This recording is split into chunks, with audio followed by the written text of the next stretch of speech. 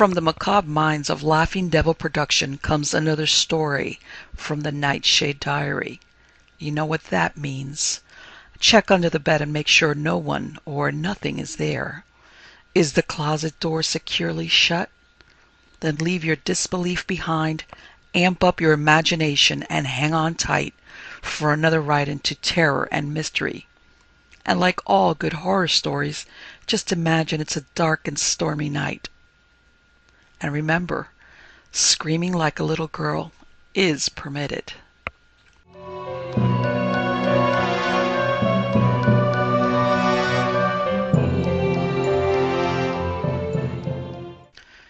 The House in the Valley by August Derleth. Jefferson Bates made this deposition now, in full knowledge that, whatever the circumstances, I have not long to live. I do so in justice to those who survive me, as well as in an attempt to clear myself of the charge of which I have been so unjustly convicted. A great, if little known American writer in the tradition of the Gothic once wrote that the most merciful thing in the world is the inability of the human mind to correlate all its contents. Yet I have had ample time for intense thought and reflection, and have achieved an order in my thoughts I would never have thought possible only so little as a year ago.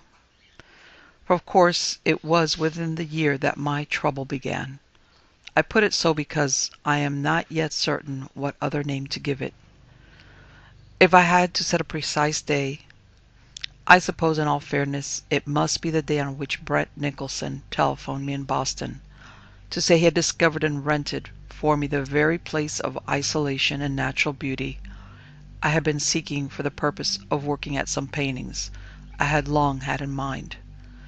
It lay in an almost hidden valley beside a broad stream, not far from yet well in from the Massachusetts coast, in the vicinity of the ancient settlements of Arkham and Dunwich, which every artist of the region knows for their curious gambrel structure, so pleasing to the eye, however forbidding to the spirit. True, I hesitated.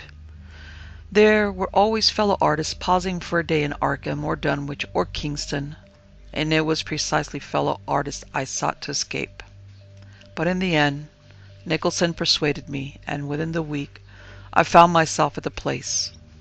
It proved to be a large, ancient house, certainly of the same vintage as so many in Arkham, which had been built in a little valley which ought to have been fertile but showed no sign of recent cultivation.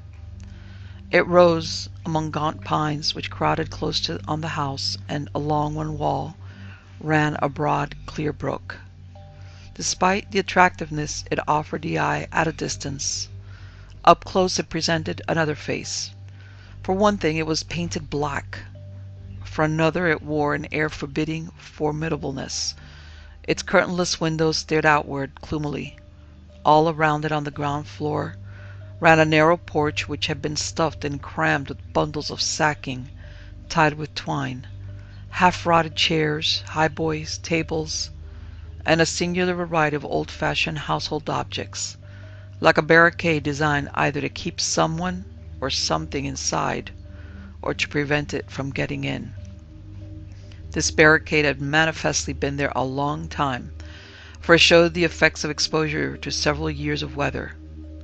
Its reason for being was too obscure even for the agent to whom I wrote to ask, but it did help to lend the house a most curious air of being inhabited, though there was no sign of life, and nothing, indeed, to show that anyone had lived there for a very long time. But this was an illusion which never left me.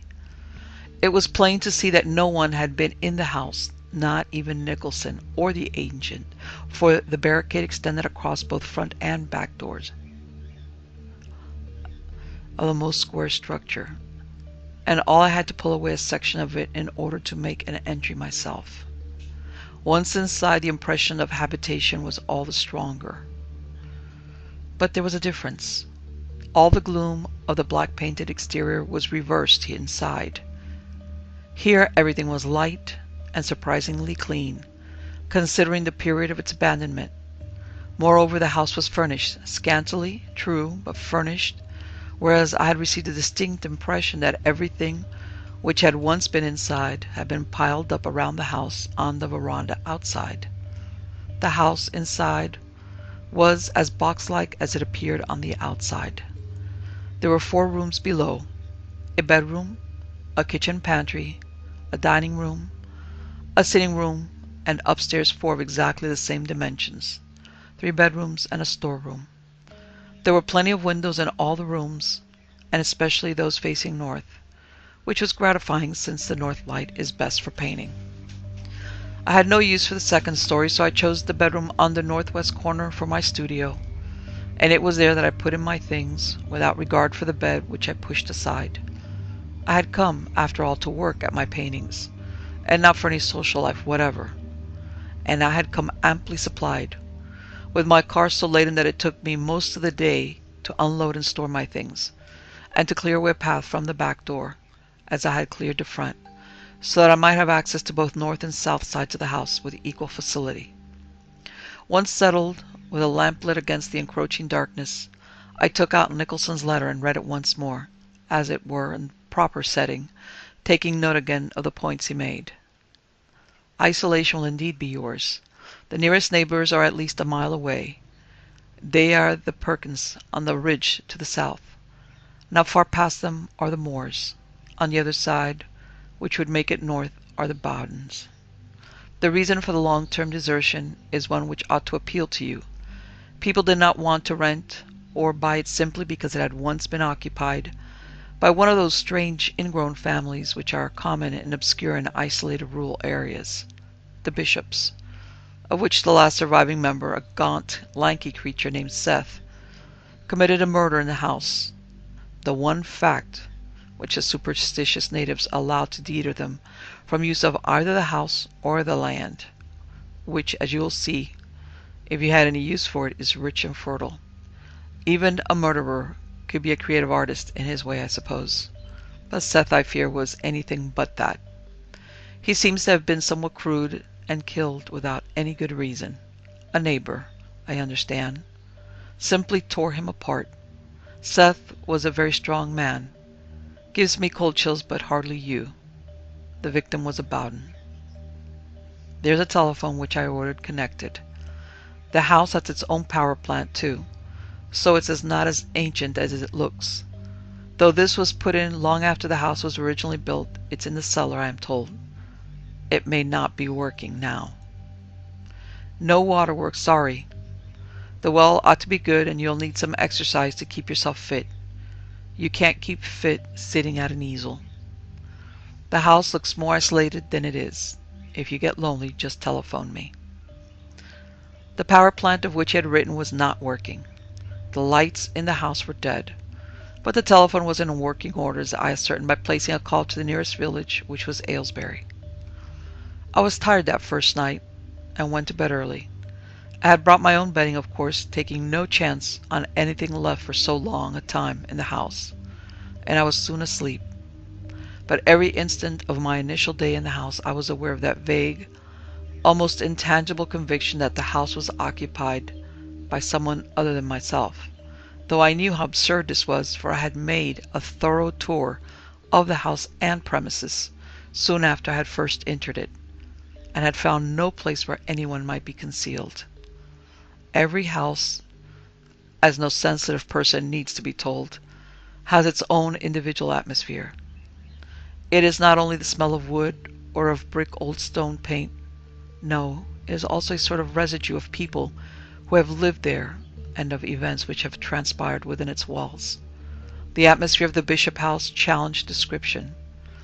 There was the customary smell of age, which I expected, of dampness rising from the cellar. But there was something beyond this, and of greater importance, something which actually lent the house itself an aura of life, as if it were a sleeping animal waiting with infinite patience for something which it knew must happen to take place. It was not, let me say at once, anything to prompt uneasiness. It did not seem to me in that first week to have about it any element of dread or fear.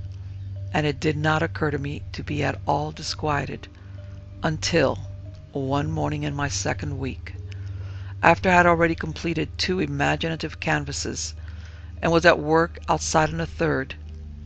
I was conscious that morning of being scrutinized. At first I told myself jokingly that of course the house was watching me, for its windows did look like blank eyes peering out of that somber black. But presently I knew that my observer stood somewhere to the rear, and from time to time I flashed glances towards the edge of the little woods which rose southwest of the house. At last I located the hidden watcher. I turned to face the bushes where he was concealed and said, "Come on out. I know you're there." At that, a tall, freckled-faced young man rose up and stood looking at me with hard, dark eyes, manifestly suspicious and belligerent. "Good morning," I said. He nodded without saying anything. "If you're interested, come on up and have a look," I said. He thought a little and stepped out of the bushes. He was, I saw now, perhaps 20. He was clad in jeans and was barefooted, a lithe young fellow, well-muscled and undoubtedly quick and alert. He walked forward a little way, coming just close enough so that he could see what I was doing, and there stopped. He favored me with a frank examination. Finally he spoke. "Your name Bishop?"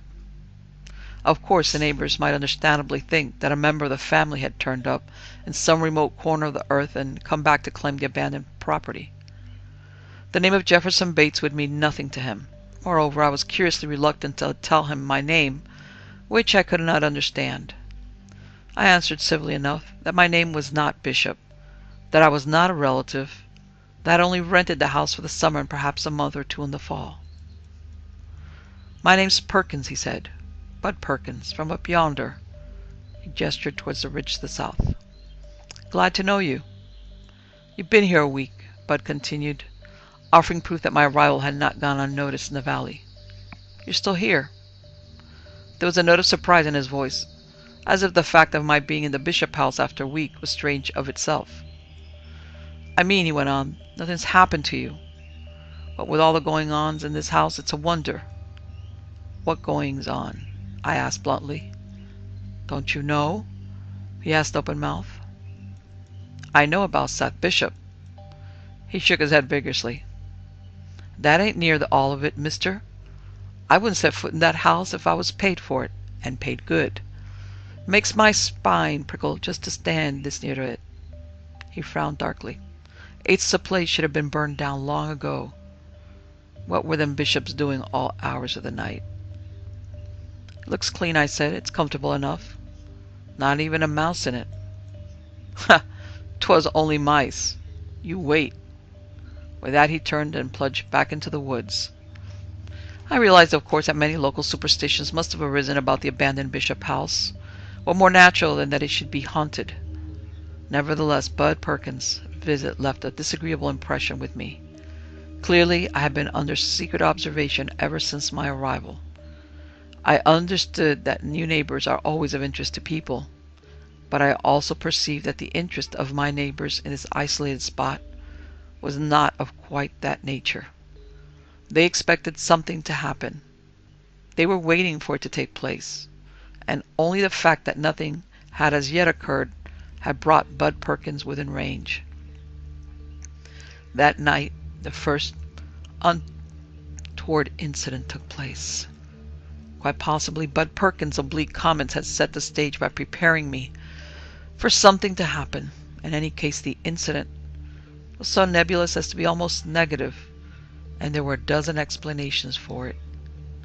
It is only in the light of later events that I remember it at all.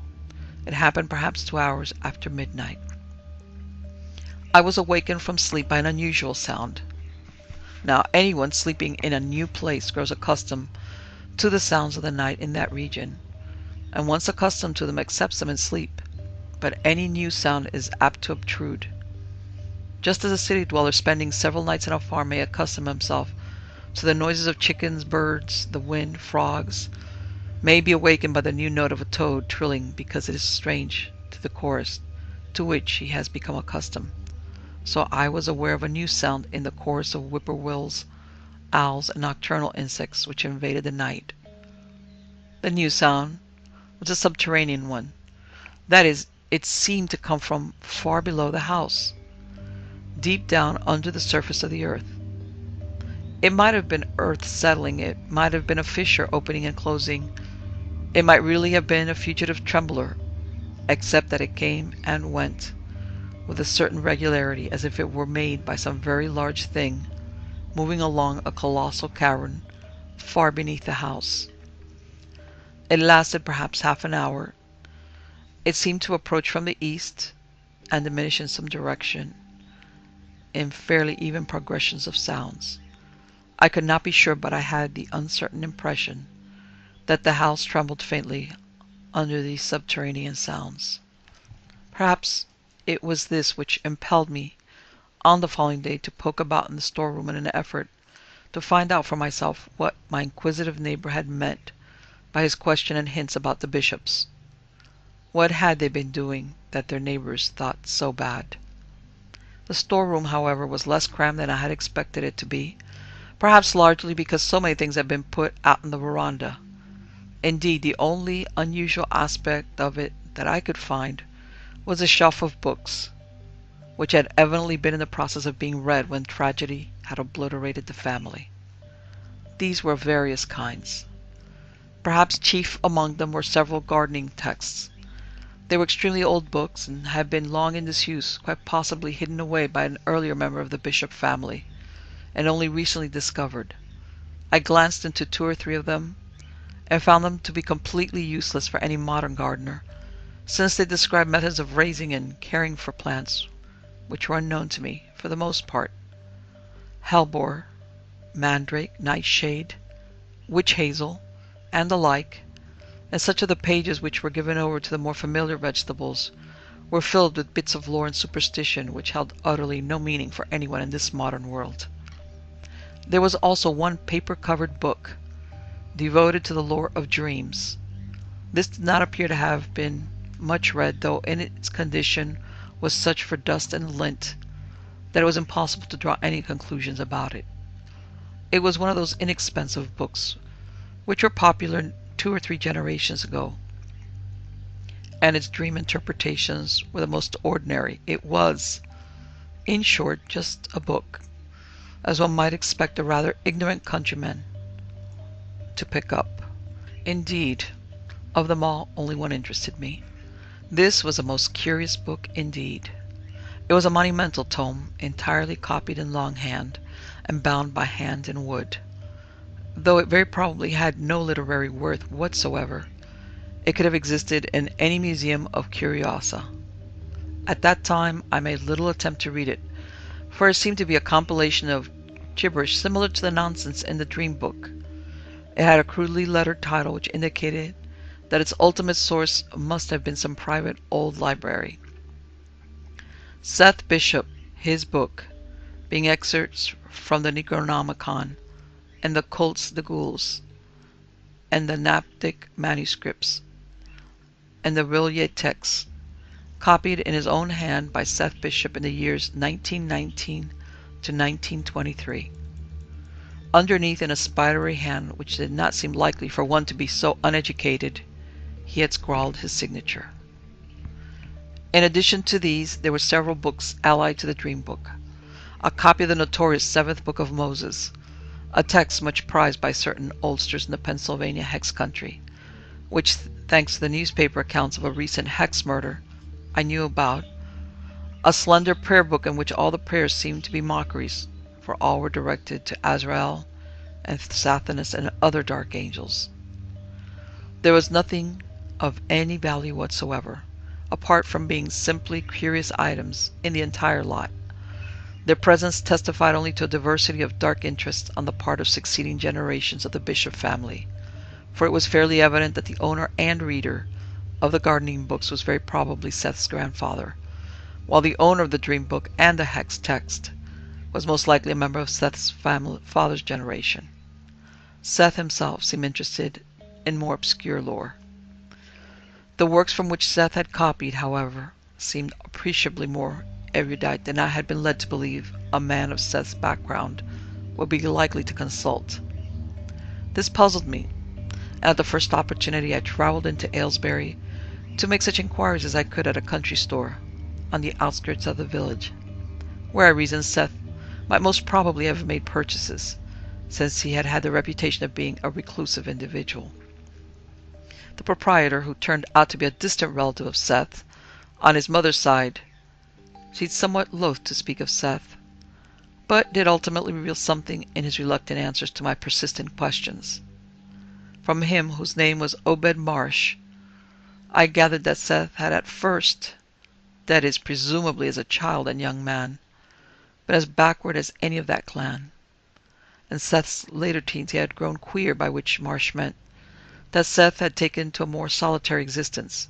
He had spoken at that time with frequency of strange and disturbing dreams he had had, of noises he had heard, of visions he believed he saw in and out of the house.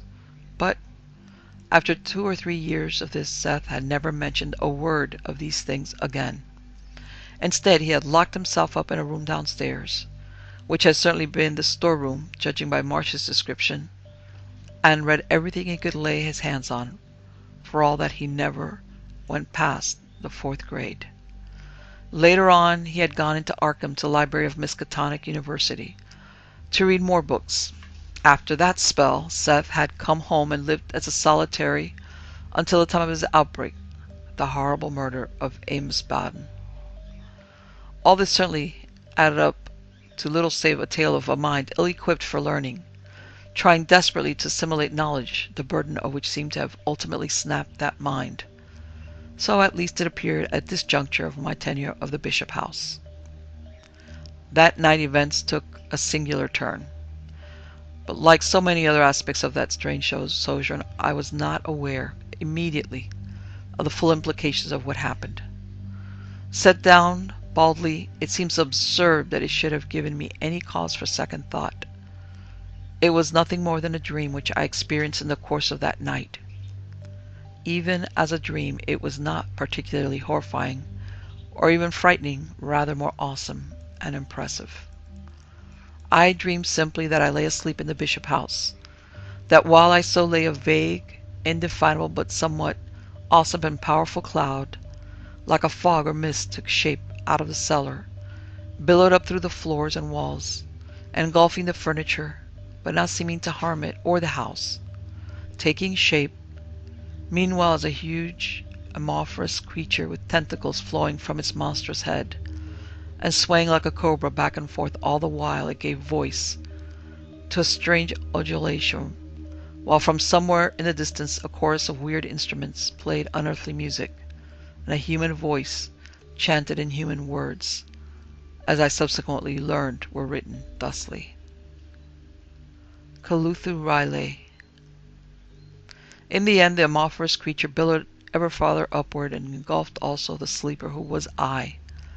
Thereupon it seemed to dissolve into a long dark passageway, down which came at a frantically eager lope a human being, who was certainly similar in appearance to descriptions I had had of the late Seth Bishop. This being grew in size too, looming almost as large as the amorphous fog, and vanished even as it had done, coming straight at the sleeping figure in the bed in that house in the valley. Now, on the face of it, this dream was meaningless. It was a nightmare, beyond question, but it lacked any capacity for fear.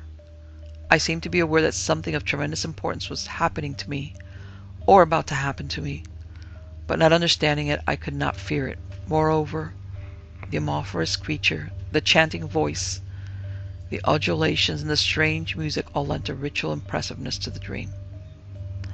On awakening in the morning, however, I found it readily possible to recall the dream, and I was obsessed with a persistent conviction that all its aspects were not really strange to me. Somewhere I had heard or seen the writing equivalent of that fantastic chanting, and so thinking, I found myself once more in the storeroom, poring over that incredible book in Seth Bishop's handwriting, reading here and there and discovering with wonder that the text concerned an ancient series of beliefs in elder gods and ancient ones, and a conflict between them, between the elder gods and such creatures as Hastur, Yog-Sothoth, and Cthulhu.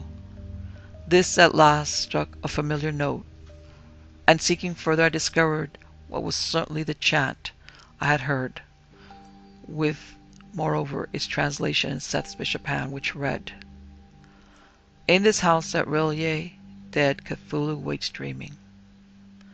The one disturbing factor in his discovery was that I had most certainly not seen the line of the chant on occasion of my examination of the room. I might have seen the name Cthulhu, but nothing more in that curious glance at the Bishop manuscript. How then could I have duplicated a fact which was not part of my conscious or subconscious store of knowledge?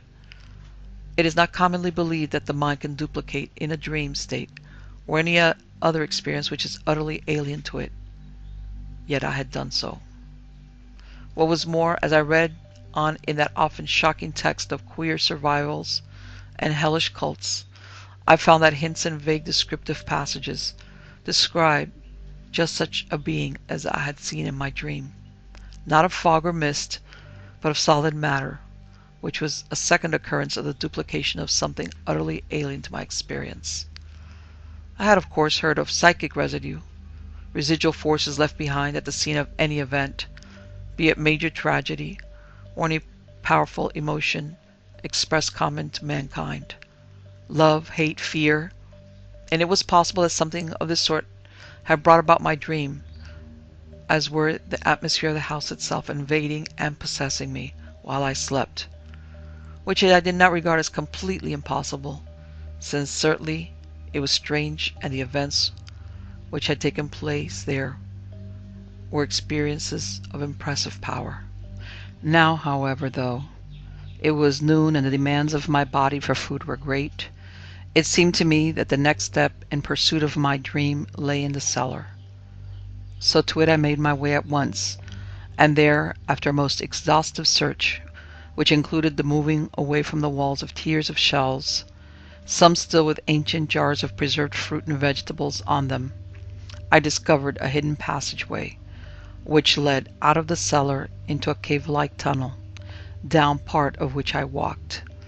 I did not go far before the dampness of the earth underfoot and the wavering of my light forced me to return, but not before I had seen the disquieting whiteness of scattered bones embedded in that earth. When I returned to that subterranean passageway, after replenishing my flashlight, I did not quit it before ascertaining beyond reasonable doubt that the bones were those of animals, for clearly there had been more than one animal.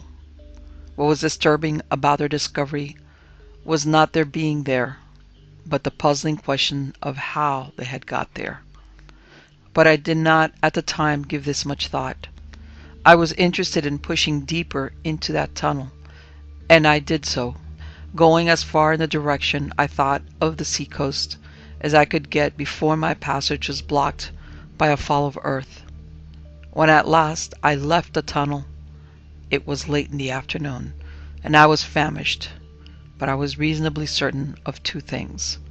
The tunnel was not a natural cave, at least at this end. It was clearly the work of human hands, and it had been used for some dark purpose, the nature of which I could not know. Now, for some reason, these discoveries filled me with excitement.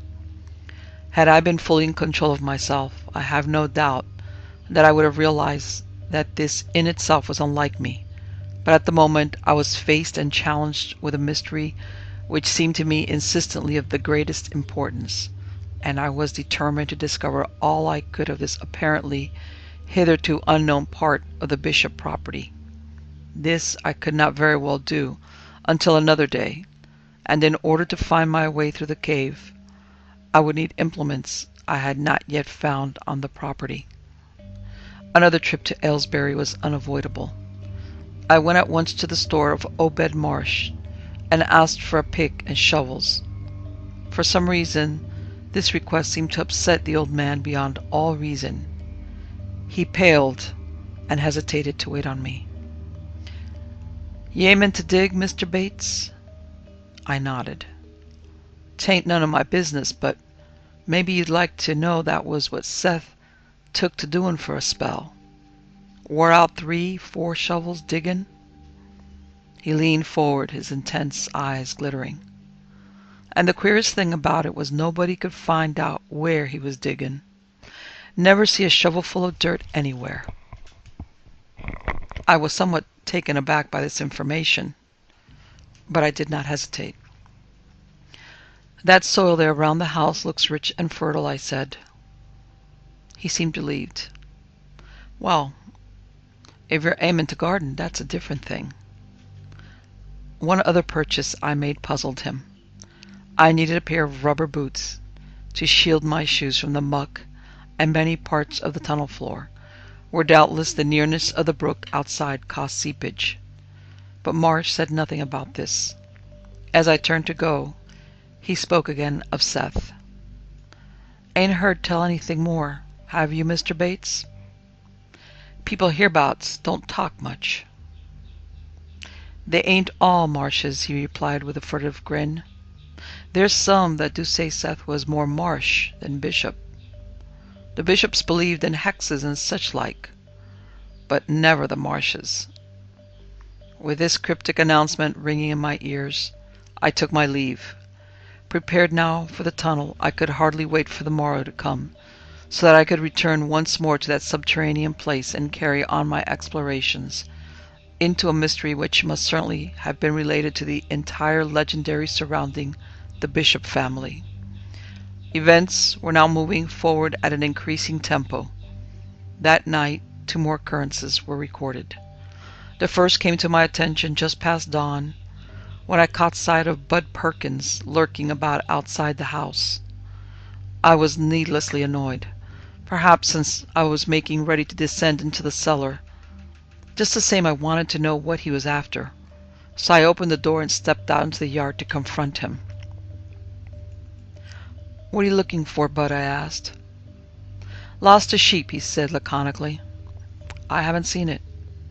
"It come this way," he answered. "Well, you're welcome to look." "Sure hate to think this all setting up to start again," he said. "What do you mean?" "If you don't know, 'twon't do any good to say. If you do, it's better I don't say a thing anyway, so I'm not saying." This mystifying conversation baffled me. At the same time, Bud Perkins' obvious suspicion that somehow his sheep had come to my hands was irritating. I stepped back and threw open the door. "Look in the house if you like." But at this, his eyes opened wide in positive horror. "Me set foot in there?" he cried. "Not for my life," he added. "Why, I'm the only one that's got gumption enough to come this close to the place. But I wouldn't step in there for all the money you could pay me. Not me." "It's perfectly safe," I said, unable to conceal a smile at his fright. "Maybe you think so. We know better. We know what's waiting there behind them black walls, waiting and waiting for somebody to come. And now you've come, and now things are starting up again just like before." With that he turned and ran, vanishing as on his previous visit into the woods. When I had satisfied myself that he was not coming back, I turned and re-entered the house, and there made a discovery which ought to have been alarming, but which seemed to me then only vaguely unusual, since I must clearly have been in a lethargic state, not yet fully awake. The new boots I had bought only yesterday for my use had been used. They were caked with mud. Yet I knew indisputably that they had been clean and unused yesterday. At the sight of them, a growing conviction took form in my mind. Without putting on the boots, I descended into the cellar, opened the wall into the tunnel, and walked rapidly to the area of the barrier. Perhaps I had a premonitory certainty of what I would find, for I found it. The cave-in of earth had been dug partially away, sufficiently for man to squeeze through, and the tracks in the wet earth were made by the new boots I had bought, for the stamped trademark in the sole of those boots was plainly to be seen in the glow of my flashlight. I was thus faced with one of 2 alternatives. Either someone had used my boots in the night to effect this change in the tunnel, or I myself had walked in my sleep to bring it about, and I could not much doubt which it had been. For despite my eagerness and anticipation, I was fatigued in a way which would have been accounted for only by my having spent a considerable portion of my sleeping hours digging away at this blockade in the passageway. I cannot escape the conviction now that even then I knew what I should find when I pursued my way down that tunnel. The ancient altar-like structures in the subterranean caverns into which the tunnels opened, the evidence of further sacrifice, not alone animals this time, but undeniably human bones, and at the end, the vast cavern opening downwards, and the faint glimmering far below of waters, surging powerfully in and out through some opening far down, the Atlantic Ocean itself beyond doubt, which had made its way to this place by means of subsurface caverns on the coast. And I must have had a premonition, too, of what else I should see there at the edge of that final descent into the aquatic abyss. The tufts of wool, the single hoof with its portion of torn and broken leg, all that remained of a sheep, fresh as the night just past. I turned and fled, badly shaken, unwilling to guess how the sheep had got there. Bud Perkins' animal, I felt certain, and had it too been brought there for the same purpose as the creatures whose remains I had seen before those dark and broken altars in the lesser caverns between the place of constantly stirring waters and the house I had left not long ago. I did not tarry in the house long either, but made my way into Aylesbury once again, apparently aimlessly, but, as I know now, pressed by my need to know yet more of what legend and lore had accumulated about the Bishop house. But at Aylesbury I experienced for the first time the full force of public disapproval, for people on the street averted their eyes from me and turned their backs to me. One young man to whom I spoke hurried past me, as if I had not spoken at all. Even Obed Marsh had changed in his attitude. He was nothing loath to take my money, but was surly in his manner and obviously wished that I would leave his store as soon as possible. But here I made it clear I would not move until my questions had been answered. What had I done? I wanted to know what people should shun me as they did. "It's that house," he said finally. "I'm not the house," I retorted, dissatisfied. "There's talk," he said then. "Talk? What kind of talk?" "About you and Bud Perkins' sheep. About the way things happened when Seth Bishop was alive." Then he leaned forward with a dark, beetling face and whispered harshly, "There's them that say Seth's come back." "Seth Bishop's dead and buried this long time." He nodded. "Aye, part of him is, but part of him maybe ain't. I'll tell you, best thing in the world is for you to clear out now. You got time yet." I reminded him coldly that I had leased the Bishop place and had paid the rent for at least 4 months, with an option to complete a year there. He clammed up at once and would say nothing further about my tenure. I pressed him nevertheless for details about Seth Bishop's life, but all he would or could tell me was clearly the summation of vague, uncertain hints and dark suspicions which had been common in the vicinity, so that I left him at last not with any picture of Seth Bishop as a man to be feared, but rather of him as a man to be pitied, kept at bay in his black-walled house in the valley, like an animal by his neighbours on the ridge and the people of Aylesbury, who were at once in hating and fearing him, without any but the most circumstantial evidence that he had committed any crime against the safety or peace of the environs. What, in fact, had Seth Bishop knowingly done, apart from the final crime of which he had been proved guilty? He had led a recluse's existence, abandoning even the strange garden of his ancestors turning his back certainly on what was reputed to be his grandfather's and his father's sinister interest in wizardry and the lore of the occult, instead of which he had interested himself obsessively in a far more ancient lore, which appeared to be fully as ridiculous as that of witchcraft. One might expect such interest not to falter in such isolated areas, and in particular among families so ingrown as the Bishop family was. Perhaps, somewhere in the old books of his forebears, Seth had found certain obscure references which had sent him to the library at Miskatonic, where in his consuming interest he had undertaken the monumental task of copying great portions of books, which presumably he could not get permission to withdraw from the library.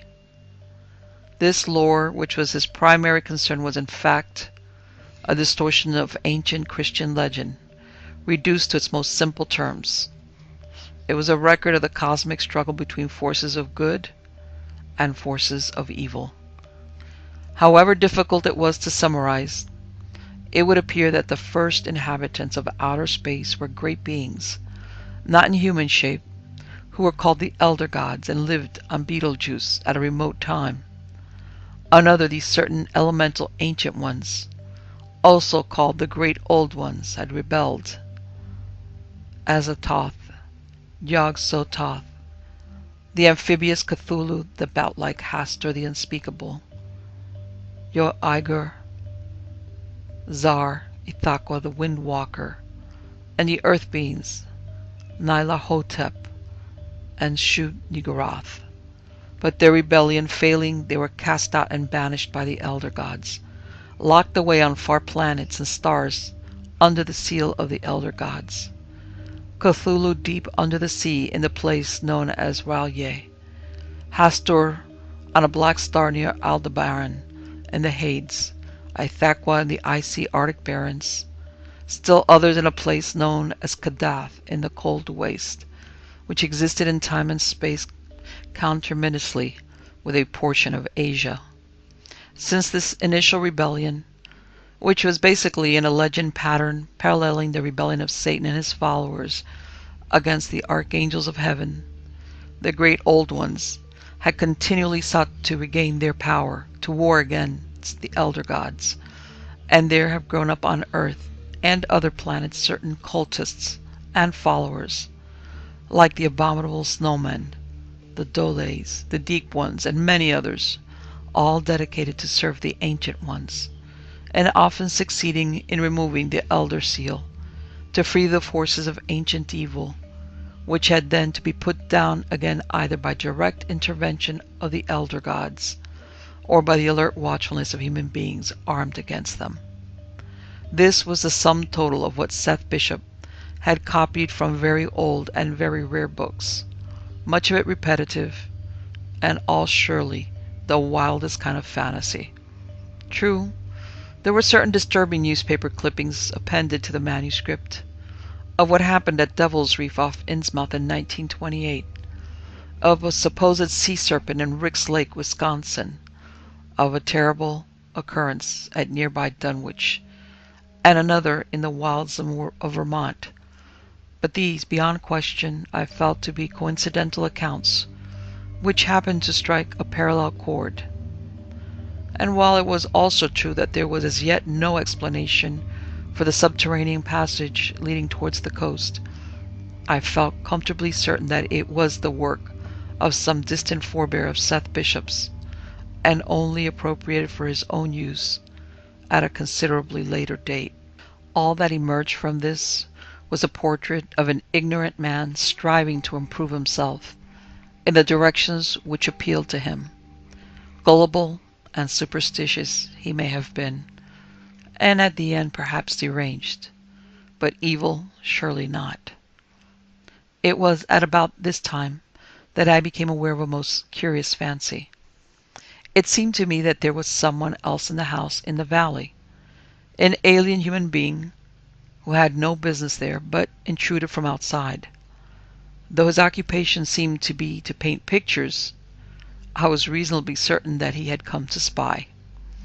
I caught only the most fugitive glimpses of him, on occasion a reflection in a mirror or in a window pane when I was near, but I saw in the north room of the ground floor the evidence of his work, one unfinished canvas on his easel, and several that had been completed.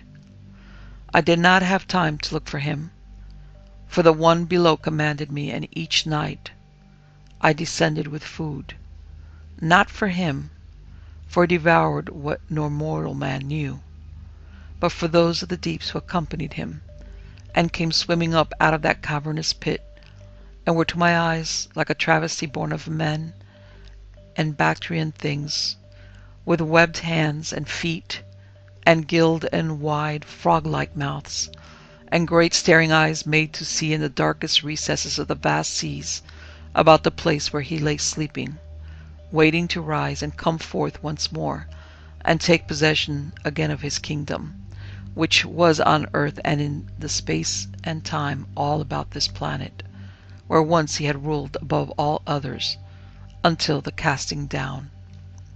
Perhaps this was the result of my coming upon the old diary, which now I settled down to read, as were it a book I had treasured since childhood. I found it by accident in the cellar, mildewed, and showing the effects of having been long lost, a fortunate thing, for there were in it things no outsider should see. The early pages were gone, having been torn out and burned in an excess of fear, before any self-confidence had come, but all the others were still there and plain to be read in their spidery script. June 8th.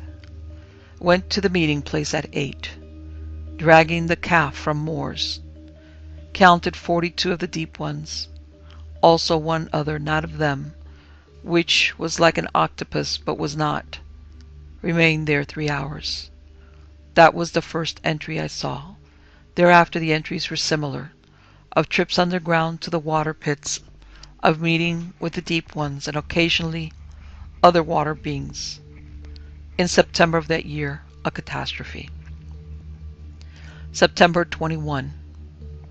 The pits crowded. Learned something terrible had happened at Devil Reef. One of the old fools at Innsmouth gave things away, and the Federal men came with submarines and boats to blast Devil Reef and the waterfront at Innsmouth. The marsh crowd got away, most of them. Many deep ones killed. Death charges did not reach Riley where he lives dreaming. September 22nd. More reports from Innsmouth. 371 deep ones killed.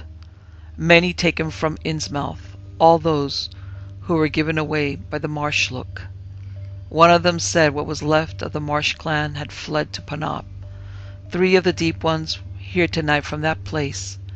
They say they remember how old Captain Marsh came there, and what a compact he made with them, and how he took one of them and married her, and had children who were born of man and the deep ones, tainting the whole Marsh clan forever, and how ever since then the Marsh ships fared well, and all their sea enterprises succeeded beyond their wildest dreams.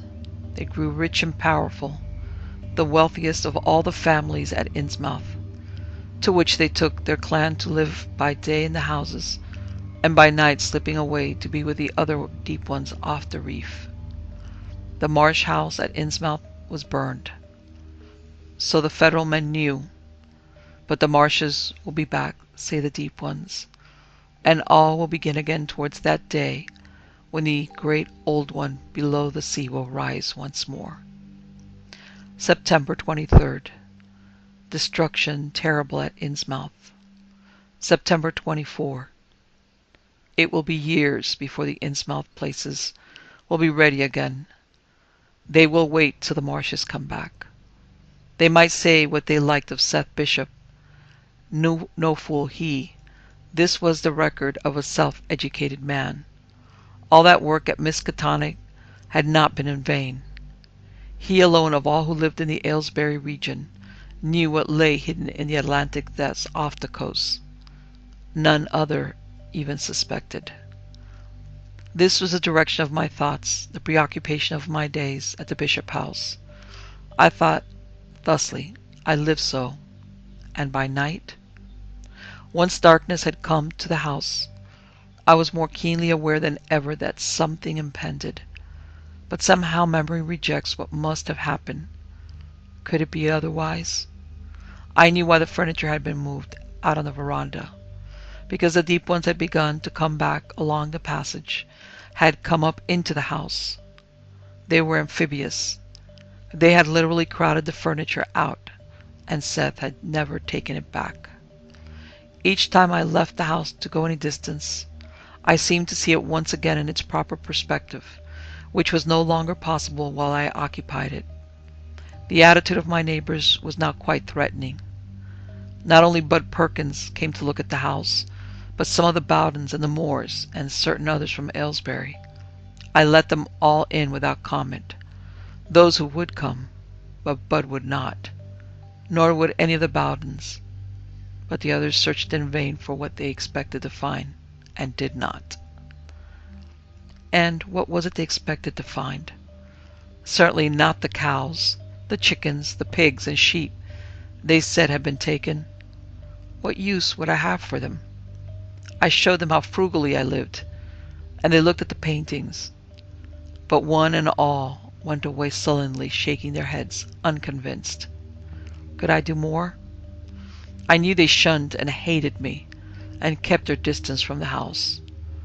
But they disturbed and troubled me nevertheless. There were mornings when I woke near to noon, and woke exhausted, as if I had not slept at all. Most troubling of all, often I found myself dressed, whereas I knew I had gone to bed undressed, and I found blood spattered on my clothing and covering my hands.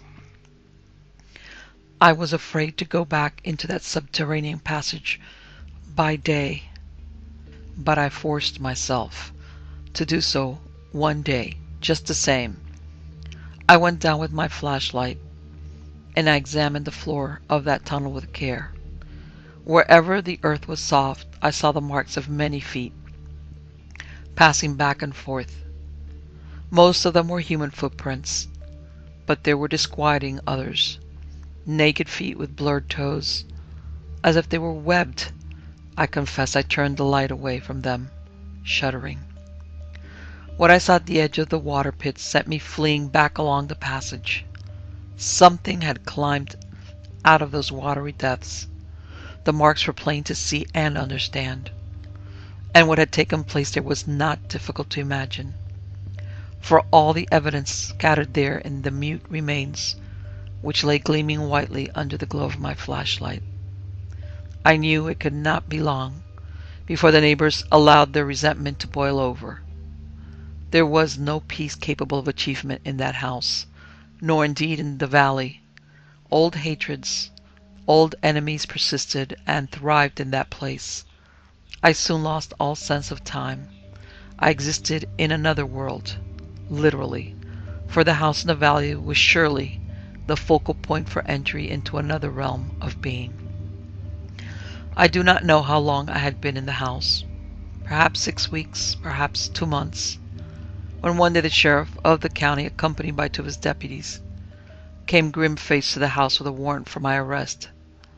He explained that he did not wish to use the warrant, but that nevertheless he wished to question me, and if I did not accompany him and his men willingly, he would have no alternative but to use the warrant, which he confided was based on a serious charge, the nature of which seemed to him grossly exaggerated and entirely unmotivated.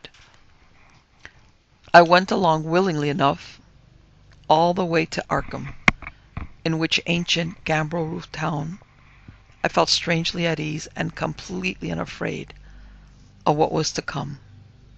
The sheriff was an amiable man who had been driven to this deed, I had not the slightest doubt, by my neighbors. He was almost apologetic, now that I found myself seated opposite him in his office, with a stenographer to take down notes. He began by wanting to know whether I had been away from the house night before last. Not to my knowledge, I answered. You could hardly leave your house and not know it. If I walked in my sleep, I could. Are you in the habit of walking in your sleep? I wasn't before coming here. Since then, I don't know. He asked seemingly meaningless questions, always skirting the central point of his mission. But this emerged presently. A human being had been seen in charge of a company of some kind of animals, leading the pack to an attack on a herd of cattle in night pasture. All but two of the cattle had been literally torn to pieces. The cattle had belonged to young Sereno Moore, and it was he who had made that charge against me, an act in which he was abetted by Bud Perkins, who was even more insistent than Sereno. Now that he had put the charge into words, it seemed more ridiculous than ever. He himself apparently felt so, for he became more than ever apologetic. I myself could hardly forbear laughing. What motive could I have for so mad an act? And what animals could I have led? I owned none, not even a dog or cat. Nevertheless, the sheriff was politely persistent. How had I come by the scratches visible on my arms? I seemed to be aware of them for the first time and gazed at them thoughtfully. Had I been picking berries? I had and said so, but I added also that I could not recall having been scratched. The sheriff seemed relieved at this. He confided that the scene of the attack on the cattle was bordered on one side by a hedge of blackberry bushes. The coincidence of my bearing scratches was bound to be noticed, and he could not ignore it. Nevertheless, he appeared to be satisfied, and being satisfied that I was no more than I pretended to be, he became somewhat more loquacious. Thus I learned that once before a similar event had occurred, with a charge that time being levelled at Seth Bishop, but like this it had come to nothing. The Bishop house had been searched, nothing had been found, and the attack was so baseless and unmotivated that no one could be brought to trial on the suspicions, however dark, of the neighbors. I assured him that I was perfectly willing that my house be searched, and he grinned at this, and told me in all friendliness that it had been searched, from roof to cellar, while I was in his company, and once again nothing had been found. Yet when I returned to the house in the valley, I was uneasy and troubled. I tried to keep awake and wait upon events, but this was not to be. I fell asleep, not in the bedroom, but in the storeroom, poring over that strange and terrible book in Seth Bishop's hand. That night I dreamed again, for the first time since my initial dream. And once again I dreamed of a vast amorphous being which rose out of the water pit in the cavern beyond the passage under the house. But this time it was no misty emanation. This time it was horribly, shockingly real, built of flesh that seemed to have been created out of ancient rock. A vast mountain of matter, surmounted by a necklace head, from the lower edges of which great tentacles writhed and curled, reaching out to singular lengths. This came rising out of the waters, while all around it flowed the deep ones, in an ecstasy of adoration and subservience, and once again, as before, the weirdly beautiful music which had accompanied it rose, and 1,000 Bactrian throats called harshly, Cthulhu, and accents of worship. And once again came the sound of great footfalls below the house in the bowels of the earth. At this juncture I awoke, and to my terror heard all the subterranean footfalls, and felt the shuddering of the house and the earth in the valley, and heard distantly the incredible music fading away into the depths below the house. In my horror I ran and burst from the house, running blindly to get away only to face into still another danger. Bud Perkins stood there, his rifle aimed at me. "Where you think you're going?" he demanded. I stopped running, not knowing what to say. Behind me the house was silent. "Nowhere," I said finally. Then my curiosity overcoming my dislike of this gaunt neighbor, I asked, "Did you hear anything, Bud?" "We all been hearing it, night after night. Now we're guarding our stock. You might as well know it. We don't aim to shoot, but if we do, we'll do it." "It's not my doing," I said. "'Tain't nobody else's," he answered laconically. I could feel his animosity. "That's the way it was when Seth Bishop was here. We ain't sure he's not still here." I felt a curious coldness come over me at his words, and at that instant the house behind me, for all its looming terror, seemed more inviting than the darkness outside, where Bud and his neighbors stood vigil with weapons as lethal as anything I might find within those black walls. Perhaps Seth Bishop, too, had met this kind of hatred. Perhaps the furniture had never been moved back into the house because it made a barrier against bullets. I turned and went back into the house without a further word. Inside, all was now quiet. There was not a sound anywhere. I had previously thought it somewhat unusual that not a sign of mouse or rat had existed in the abandoned house, knowing how quickly these small animals take over a house. Now I would have welcomed the sound of their scampering to and fro or gnawing, but there was nothing, only a deathly pregnant stillness, as if the house itself knew it was ringed around with grim, determined men armed against a horror they could not know. It was late when at last I slept that night. My sense of time was not effective in those weeks, as I have already set down. If my memory now serves me rightly, there was a lull of almost a month after that night. I discovered that gradually the guards had been withdrawn. Only Bud Perkins remained, and he stayed grimly night after night. It must have been at least 5 weeks later when I woke from sleep one night and found myself in the passage below the house, walking towards the cellar, away from the yawning chasm at the far end. What had awakened me was a sound to which I was unaccustomed, a screaming which could have come only from a human voice far behind me. I listened in cold horror, and yet somewhat lethargically, while the screams of fright rose and fell and were cut off terribly at last.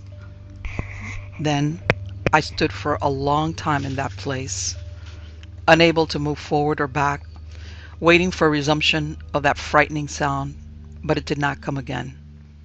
And at last I made my way back to my room and fell exhausted on my bed. I woke the next morning with a premonition of what was to come, and in mid-morning it came. A sullen, hateful mob of men and women, most of them armed. Fortunately, they were in the charge of a deputy sheriff who kept them in a semblance of order. Though they had no search warrant, they demanded the right to search the house. In the face of their mood, it would have been folly to deny them, so I made no attempt to do so. I stepped outside and let the door stand open for them. They surged into the house, and I could hear them going through room after room, upstairs and down, moving and throwing things about. I made no protest, for what I was stoutly guarded by 3 men, one of whom was Obed Marsh, the storekeeper from Aylesbury. It was to him I finally addressed myself, in as calm a voice as I could muster. "May I ask what this is all about?" "You're saying you don't know?" he asked scornfully. "I don't." "Jared Moore's boy disappeared last night, walking home from a school party up the road a piece. He had to come by here." There was nothing I could say. It was patent that they believed the boy had vanished into this house. However much I wanted to protest, I could not rid my thoughts of the memory of that terrible screaming I had heard in the tunnel. I did not know who had screamed, and I knew now that I did not want to learn. I felt reasonably sure that they would not find the entrance to the tunnel, for it was artfully concealed behind shelving in that small cellar space. But from that moment forward, as I stood in an agony of suspense, for I had little doubt what would happen to me if by some chance anything belonging to the missing boy should be found on the premises.